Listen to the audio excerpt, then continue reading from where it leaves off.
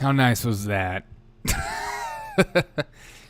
Oh, we have some news, folks. Yeah, this music is nice. The Daily Mail, which I don't know. You can tell me what your thoughts are on the Daily Mail. Some people hate them. Some people love them.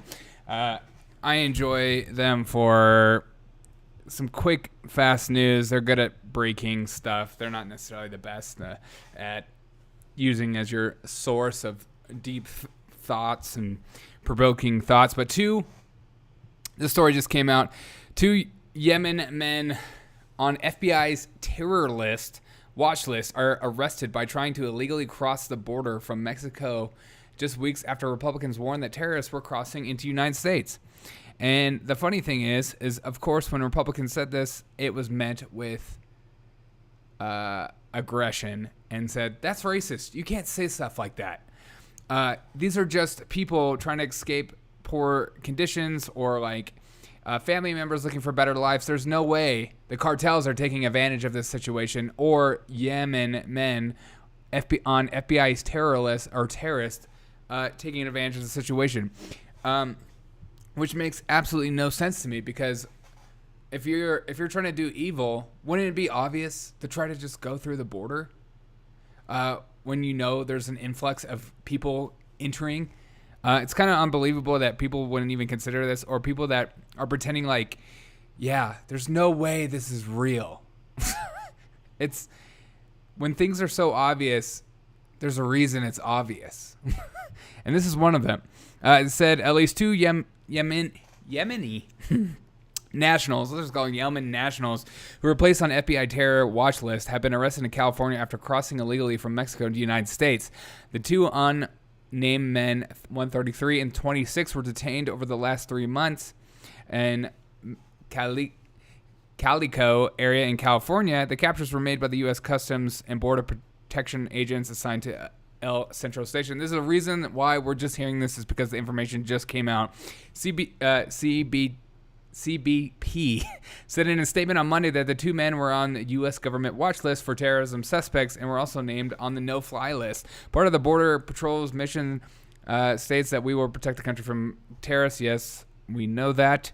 The news will likely be seized upon Republicans, of course, because Republicans are told that this isn't happening. And conservative outlets are told they're blowing it out of proportion and they need to relax. And it's just, family members trying to cross. There's no way, illegal activities going on, even though they're seizing tons of narcotics on the border. That's not a big deal. And then there's sex trafficking and stuff like it. I hate when the media has their bias so strongly influenced in the way they present information that they will look at something like this and just not even talk about it and just blow it over like it's not even real, or it's just once in a million chance that there's no way this could happen again or something like that. The news is likely seized upon Republicans who are using the current surge of migrants arrivals to attack Joe Biden. Well, obviously, thanks Daily Mail for that non-biased opinion, but of course they are. Because wouldn't you? I would do the same thing. If I was a politician right now, I would be talking about it nonstop. Because it's a humanitarian crisis and it's for real and it's obvious that there's a huge problem going down there, and also because it's the opposite party. Of course, you want them to look bad. It's your way. It's an easy win. So 2 different terrorists, migrants have been arrived in the U.S. border the past few decades. High numbers of the past few months, including over 170,000 people in March alone. 170,000 people, and you think that this isn't happening more regularly? Really? And there's not an issue? This is the largest single month total in well over a decade. Yes, this is because of Trump's policies. Has nothing to do with Biden. Sure. The large number of unaccompanied minors which forced the administration to open its 10th temporary housing facility to accommodate these young arrivals, including under bridges like Project Veritas reported on. The vast majority of adults have immediately sent back to Mexico. Sure. The Border Patrol said that they're not really telling us a lot of information and opening up this stuff, so I take a lot of this information with a grain of salt. But this is serious. The first suspect's age 33, apprehended in January 29th, approximately at 1:10 a.m., which that was in January. You would think maybe there's some others. I've tried to cross the border illegally about 3 miles west of Calico port of entry. Agents discovered a cellular phone SIM card hidden inside the insole of his shoe. The second individual, 26, was picked up on March 30th at approximately 11:30 p.m. So at two different times, at two different dates. Yeah, no problem there. A CBP spokesman contacted the Daily Mail and declined to provide the names of the men. Of course, I mean, they're under investigation. The government does not disclose how many people are on the no-fly list, of course, although on June 2016, Senator Dianne Feinstein, who's an absolute peach, on California said that they were around 81,000 people on the no-fly list, whom are fewer than 1,000 were U.S. citizens. A lot of those people shouldn't even be on the no-fly list.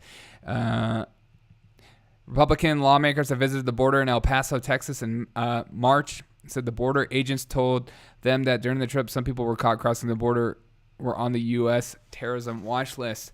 So this might be happening more, and we just don't know the information yet. They were finding people from Yemen, Iran, and Turkey. So it can't be. It's obviously more than two people on the terrorist watch list, and they are rushing in all at once. Of course they are, because if you know these huge surges are going on, the way to get illegal activity is to join them. This is a very obvious take, but yet it's consumed by the mass media as this isn't really happening. This is not something to worry about. These are just normal people crossing. Yes, there is normal people crossing, and there are people trying to better themselves. There's all these good things, but there's also, you can't just have the good and not the bad.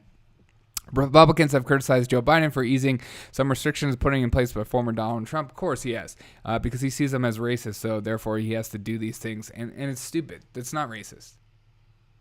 I understand there's like that obligation, that feeling that you want to help people, but you also aren't necessarily helping people in the long run, maybe not the people around you.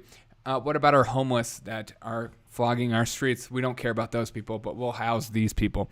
The watch list is maintained by the federal FBI Terrorism Screening Center. The list contains identities of those who are known for recently suspected in being involved in terrorist activities. Overall, a few migrants have caught crossing the border, meshed people on the FBI. Okay, so few people. Yeah, but that's not a number, and they're not disclosing it. They're just saying, you know how the government sometimes says things not for you to get worried. Overall, this is a huge story, and to pretend like this is not something to be watched and to be concerned about is just silly and stupid.